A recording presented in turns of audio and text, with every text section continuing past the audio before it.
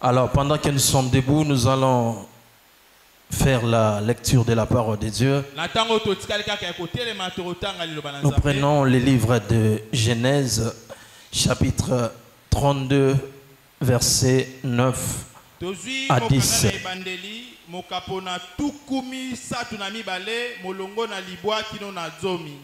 Jacob dit, Dieu de mon père Abraham, Dieu de mon père Isaac, Éternel qui m'a dit, retourne dans ton pays et dans ton lieu de naissance et je te ferai du bien.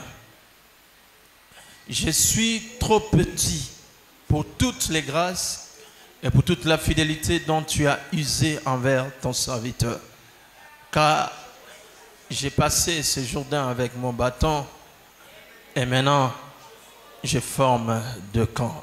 Que Dieu ajoute des bénédictions à sa parole vers vos maîtres. Mettez-vous, je vous en prie. Alors, ce matin, j'aimerais parler sur le bâton de mes souvenirs. Jacob, vous savez comment est-ce qu'il a fait pour arracher la bénédiction auprès de son père Isaac. La bénédiction qui était normalement prévue pour Ésaü, mais lui, il a usé de violence pour arracher cette bénédiction. Et cette situation avait mal tourné.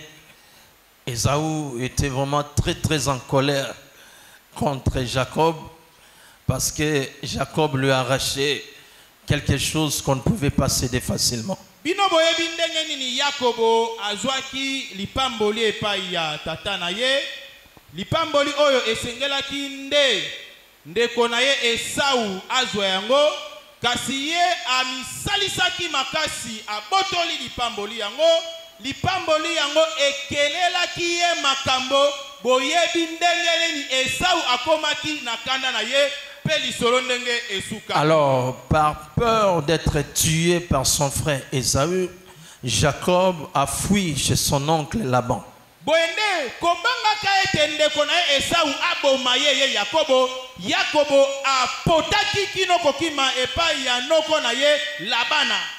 Et vous savez de quelle manière il a fui, il ne pouvait même pas prendre quelque chose, donc il a fui en précipitation. La Bible dit, là où on vient de lire, il rappelle à Dieu, il a dit, pendant que je fuyais, j'ai passé ce Jourdain, j'avais seulement mon bâton. C'est fini. Il n'y avait pas autre chose avec moi.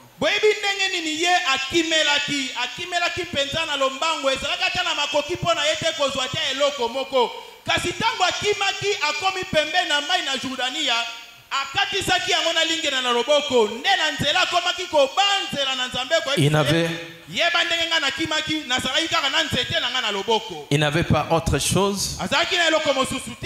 Il n'avait que le bâton seulement. Mais ce que j'ai aimé au retour, parce que Dieu lui a dit depuis Laban, dans la maison de Laban, retourne au pays de ta naissance, je te ferai du bien. J'aimerais ouvrir une parenthèse pour dire à quelqu'un, c'est pas tout le monde qui va prospérer en Europe. Il y a des gens, leur bénédiction est attachée au pays de leur naissance. Parce que plusieurs pensent la vie c'est seulement en Amérique. Mais ici on comprend que Dieu va dire à Jacob, retourne au pays de ta naissance.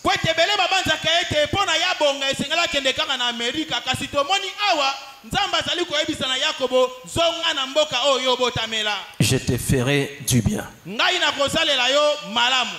Il est parti main vide. Mais à son retour, Dieu le visite. Il rentre avec deux camps, des chameaux, des brebis, des serviteurs, des servantes. Lui qui était parti seulement avec les bâtons, mais il rentre avec des équipes chargées de bénédictions, chargées de richesses. Ye akendaki maboko pamba kasi na bozongi na ye azongi na ngambo mibale ya mapamboli, azongi na bakamela, azongi na bampate, azongi na bangombe, azongi na basali ya basi pe na basali ya mibali. Et qu'on me remette encore ce verset-là, regardez ce qu'il dit.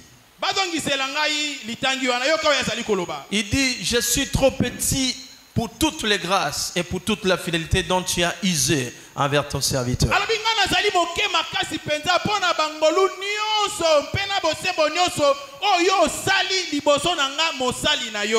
Il était parti main vide, mais il retourne comblé de grâce.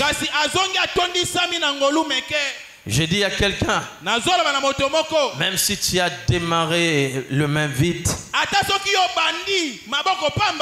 celui qui a visité Jacob n'a pas changé. Il est le même hier, aujourd'hui et éternellement. Je déclare ce matin, tu étais parti avec un seul bâton.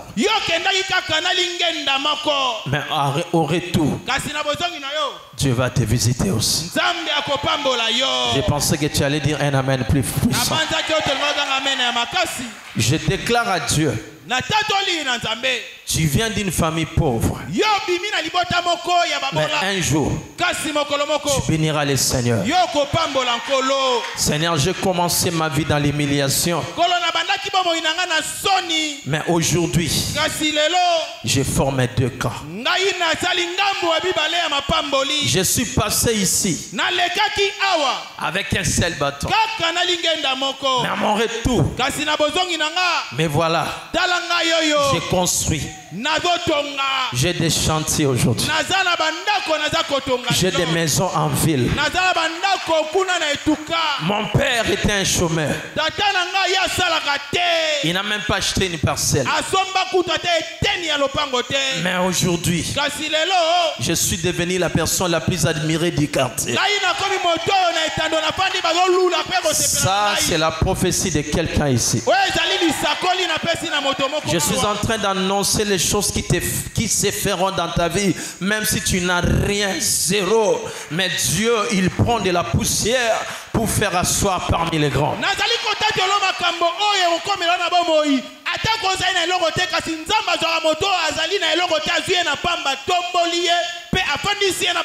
Beaucoup disent je n'ai personne, je n'ai rien. Oui, Jacob aussi avait rien. Mais comment il a fait pour être comblé de la sorte? Les champions ne se concentrent pas sur l'impossible, mais les champions se concentrent sur les possibilités. Il regarde l'état de sa famille, personne n'a réussi. Il regarde la situation économique, aucun espoir. Alors qu'est-ce qu'il faut faire? Que je meure, je ne mourrai pas. Maintenant je vais fixer les yeux au ciel. Là il y a un Dieu qui m'a dit, du fumier il peut retirer l'indigent pour le faire asseoir parmi les grands. Même si on est sorti d'une famille pauvre, on n'est pas obligé de mourir pauvre.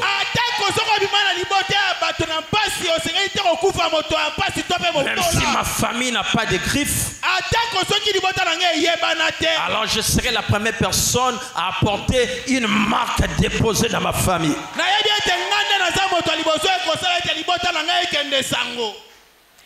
Pourquoi cet enseignement? Parce que Dieu te fera sortir de cette situation que tu vis actuellement.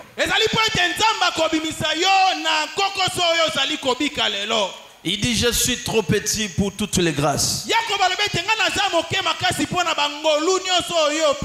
Des fois lorsque Dieu nous visite,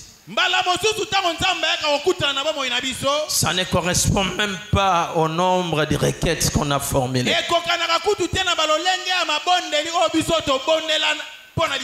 La saison de ta visitation n'a rien à voir avec ce que tu penses actuellement.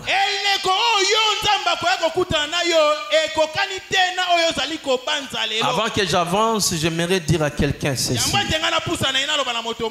Même tes requêtes n'équivaut pas à ce que Dieu a prévu pour toi. Je te dis la vérité. Même la vision que tu as ne correspond pas à ce que le ciel te réserve.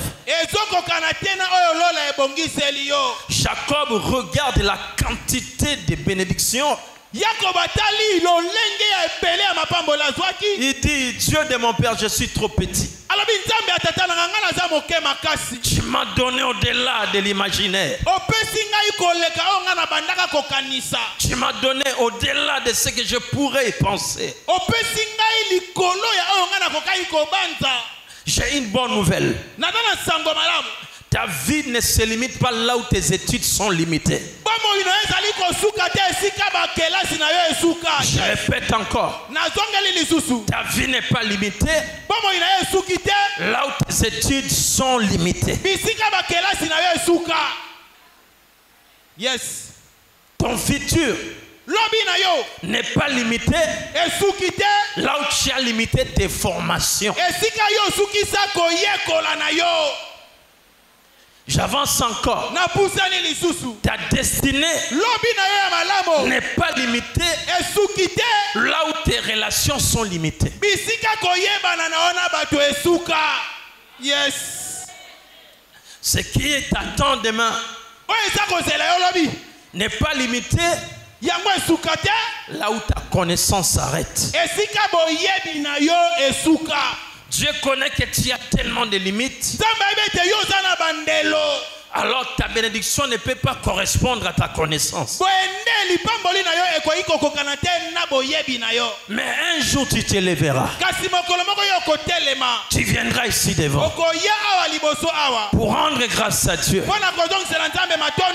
Pour dire à tout le monde ce que Dieu m'a donné comme responsabilité. Je suis trop petit pour ça. À l'heure où je parle, il y a un poste qui va localiser quelqu'un. Tu seras trop petit par rapport à ça. Normalement, ce sont des grandes personnes qui ont plus de diplômes qui méritent ce poste. Il y a quelque chose qui t'attend. Même toi-même, tu n'as pas l'idée. Vous savez pourquoi vous vous découragez? Parce que tu penses que ta vie se limite aux limites des moyens de ton père.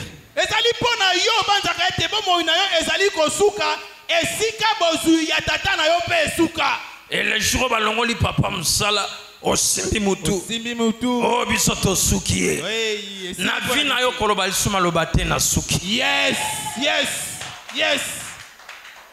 Il y a des phrases qui doivent disparaître de ton vocabulaire.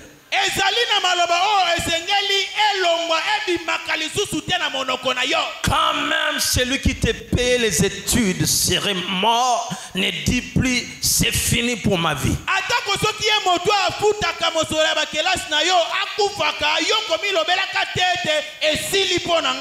Il y a un Dieu. Comment expliquer? Un orphelin peut finir les études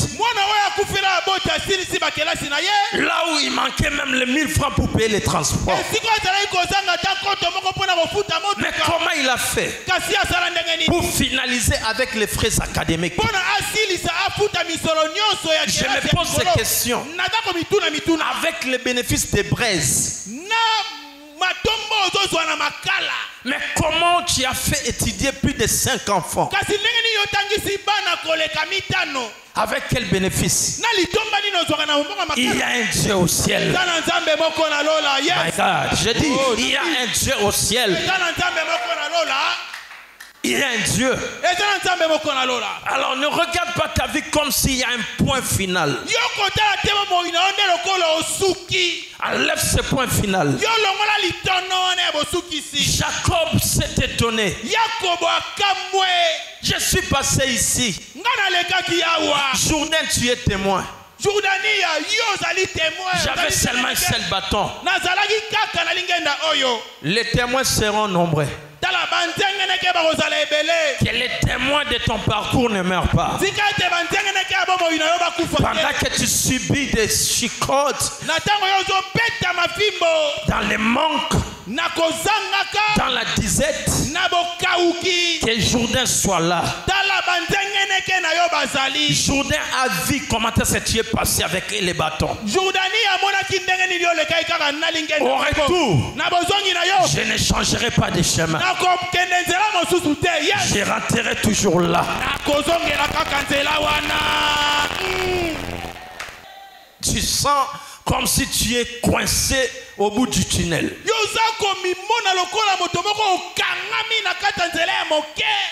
Et les problèmes pèsent tellement. Tu ne sais même pas où commencer, qui demander. Un jour tu diras, je suis trop petit pour toutes les grâces que tu m'as données. Maintenant regardez. Lorsque Dieu te visite, il y a quelque chose que tu ne dois pas oublier. Les bâtons. Les bâtons, c'est à peu près ce qui s'est passé à la piscine de Bethesda.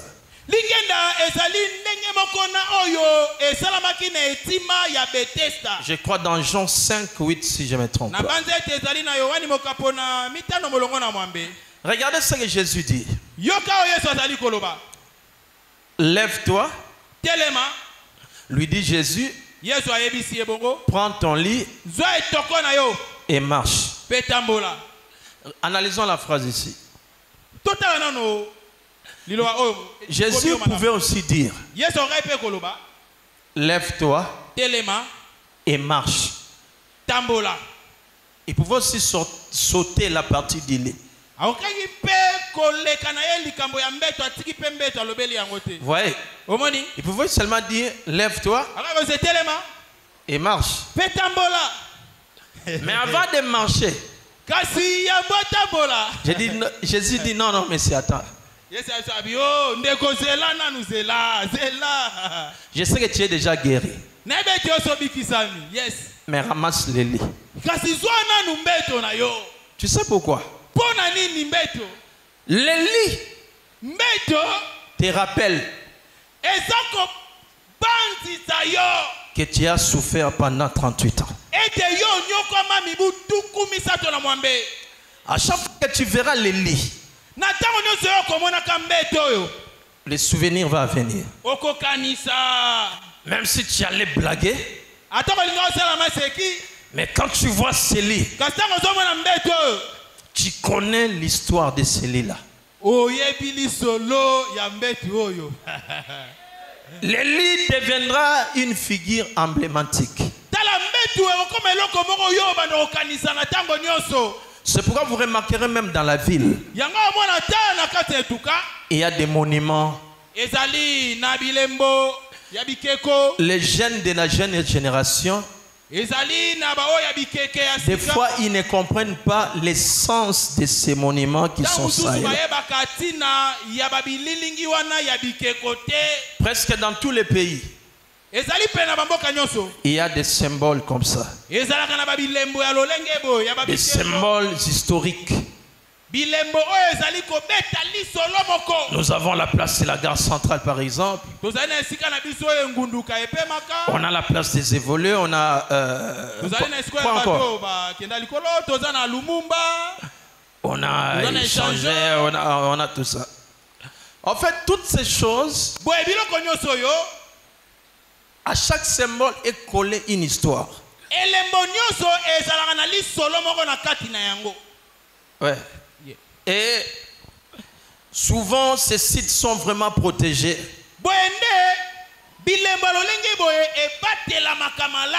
On ne peut pas permettre à quelqu'un de détruire ce symbole parce que tu vas détruire toute une histoire.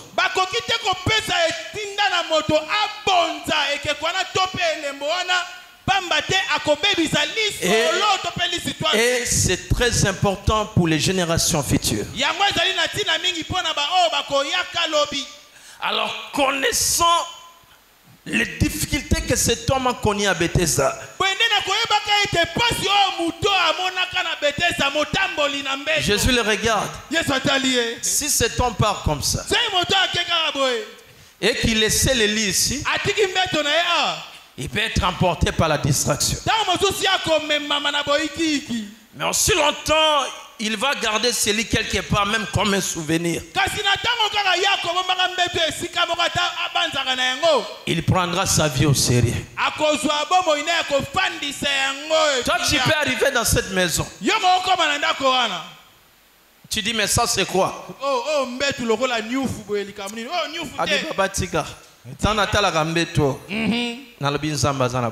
Yes. Et regarde, ce n'est pas tout le monde qui connaît la valeur de ces lits. Mais toi tu sais qu'est-ce que cela représente. Ouais. Mon ami de tous les temps, de tous les jours. Tu connais. C'est une longue histoire. Des fois, si quelqu'un te pose la question, mais c'est quoi ces lits? Tu les regardes, tu lui dis, c'est une longue histoire. Un jour, je vais t'expliquer. À chaque fois, quand Dieu te visite, n'oublie pas ton lit. N'oublie pas ça. N'oublie pas les bâtons que tu avais autrefois. Pour connaître la valeur de ce que Dieu a fait dans ta vie, tu dois connaître d'abord d'où tu viens. Celui qui ne connaît pas d'où il vient, ou bien celui qui a la facilité d'oublier l'histoire, il ne saura pas aussi bien maîtriser son futur.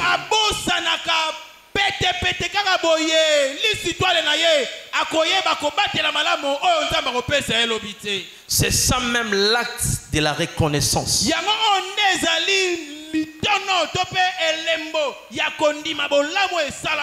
À chaque fois que je vois les lits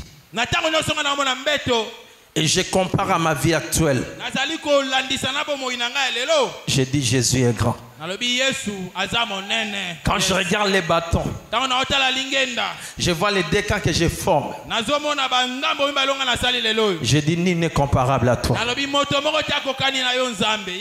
Ton histoire, ton parcours fera que tu demeures toujours humble dans la présence de Dieu.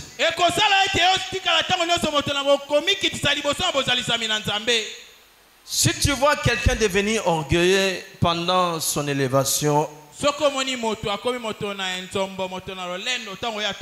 peut-être qu'il a parachuté. Mais souvent les gens qui ont une histoire, ils deviennent des écoles pour les autres. Au lieu de s'enorgueillir, mais davantage, ils deviennent de plus en plus humbles. Il dit, mais qu'est-ce que j'ai fait pour mériter tout ça? Tout ça, c'est la grâce de Dieu.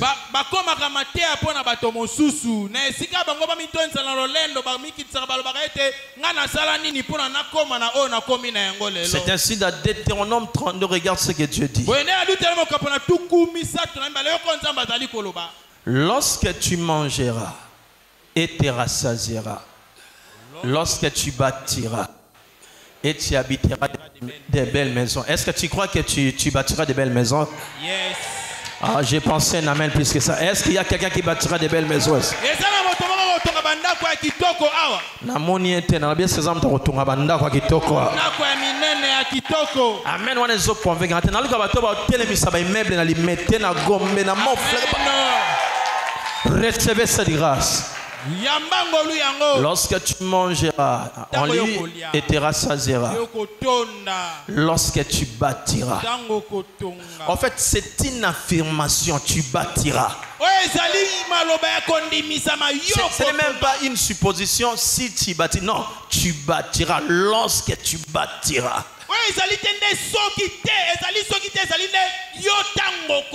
Et habitera. Balobi bandako etengama. Babinide. Alors des belles maisons. Des belles maisons. Au nom de Jésus, tu mérites des belles maisons. Amen. Regarde. Le verset suivant. S'augmenter ton argent, ton or et s'accroître. Tout ce qui est à toi. My God, normalement, ce qu'un enfant de Dieu possède, ça doit croître. Ne trouve pas normal tout ce que tu possèdes, ça subit toujours une décroissance. C'est pas normal. C'est pas un bon signe. En principe, ça doit s'augmenter. Il faudrait que quand tu demeures une affaire, après quelques temps, on sent la croissance.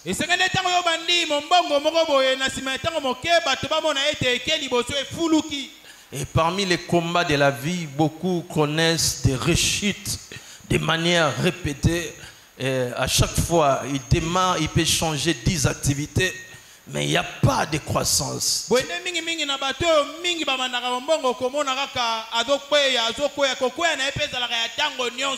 Il peut démarrer un dépôt de ciment.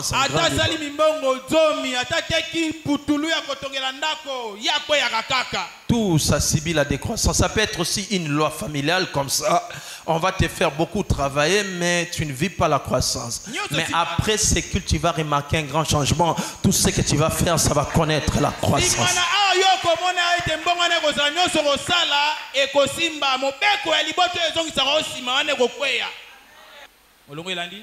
Maintenant, ici, on te prévient. Quand tu verras toutes ces choses, prends garde que ton cœur ne s'enfle pas.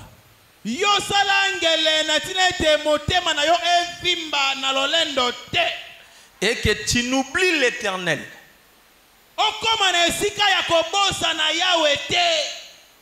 Ton Dieu qui t'a fait sortir du pays d'Égypte, il t'a fait sortir de la maison de la servitude.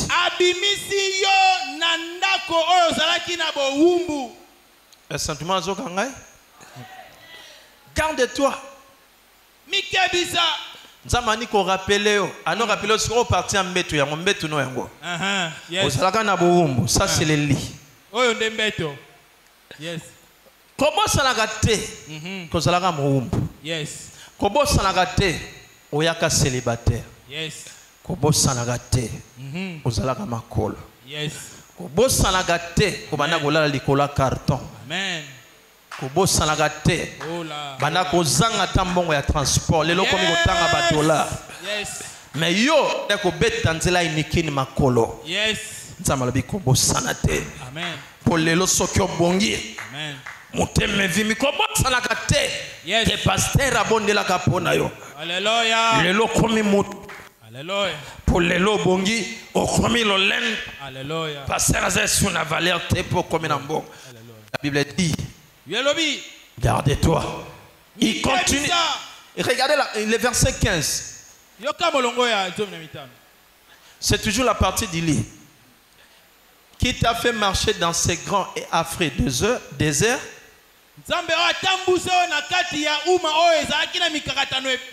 Où il y a des serpents. Des serpents brillants. Et des scorpions dans les lieux arides. Sans eau. Abinatambu ici au côté de Bazalaki. Barape ko soa au Sani. Au Koufi. Bas scorpion Bazalaki. Barape ko côté la yo basuyo au Koufi. Au liki na désert ya somme. bisika mai ezalaki te nga nzambe nasali napesi yo mai na esika nyoka swayo nabengani nyoka omona amba rapele likambo moko ça c'est le lit ndeto yango et qui a fait jaillir pour toi de l'eau du rocher le plus dur.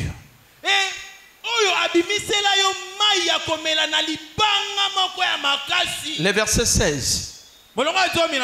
Azo rappelé au kak. Loba rappelle. Rappelle. Qui t'a fait manger dans le désert? La manne inconnue. À tes pères. Afin de t'humilier et de t'éprouver pour te faire ensuite du bien. Très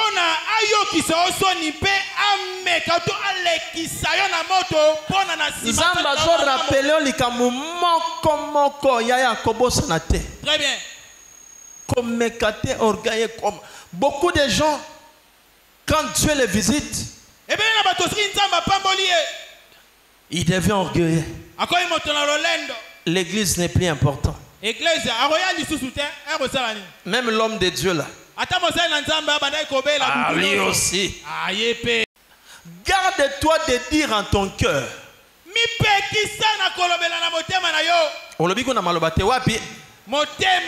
Garde-toi de dire en ton cœur. Ma force et la puissance de ma main m'ont acquis ces richesses. Oeza prière date makasi na ngai. Na bundi na vie na ngai. Obundi? Obundi? Nzambe aloba garde-toi. Oui, ça me parle maintenant, garde-toi et alors à Salobo. Mise en garde. Ça va me parler maintenant, c'est ton aloba. Alors Keba. Keba. Keba. Pourquoi Dieu met en garde? Le verset 18. Souviens-toi de l'Éternel ton Dieu. Car c'est lui qui te donnera de la force pour les acquérir. Afin de confirmer comme il l'a fait aujourd'hui son alliance qu'il a juré à tes pères.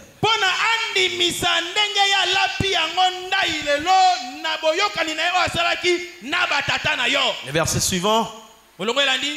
Si tu oublies l'Éternel, maintenant écoutez la conséquence. Si tu oublies l'Éternel ton Dieu et que tu ailles après d'autres dieux, si tu les sers et te prosternes devant eux, je vous déclare formellement aujourd'hui que vous périrez.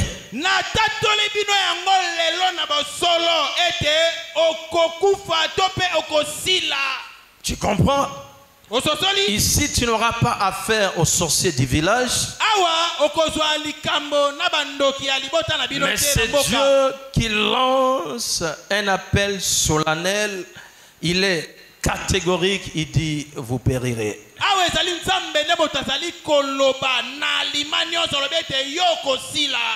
Écoute, beaucoup de gens ont eu des problèmes après avoir été visités à cause de l'orgueil, à cause de l'ingratitude.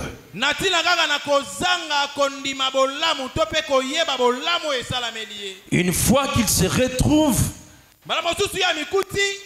celui qui a prié pour lui n'a plus de valeur. Celui qui l'a enseigné la parole n'a plus de valeur. Là, le pasteur devient un être humain comme tout le monde. Il peut dire pasteur Azanan. Pasteur Pasaka Mutugara Logola Batonios. Azam Mutugara Logola Mutulokola Batonios. Parce que Dieu, on le voit au travers de son serviteur.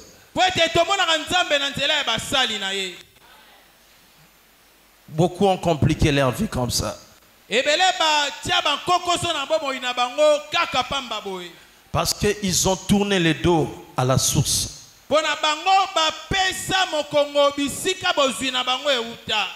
Quelqu'un peut dépenser $50 au resto juste pour plaire aux amis. Mais quand c'est l'heure des offrandes, Dieu, il mérite les 1000 francs. Pas plus, pas moins. La même journée qu'il va donner 1000 francs à Dieu, c'est la même soirée qu'il va dépenser $100 à Capella ou bien à Kekole.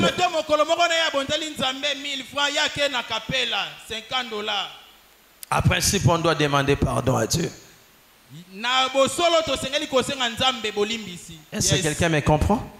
Très bien. On doit vraiment demander pardon à Dieu parce que notre attitude, notre manière de se comporter prouve à suffisance combien notre ingratitude a pris de l'ampleur et cela complique les choses dans la vie.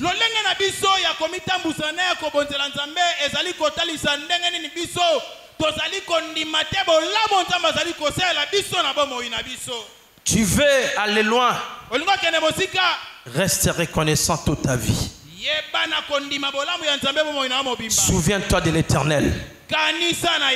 Que ce que j'ai, ce n'est pas moi.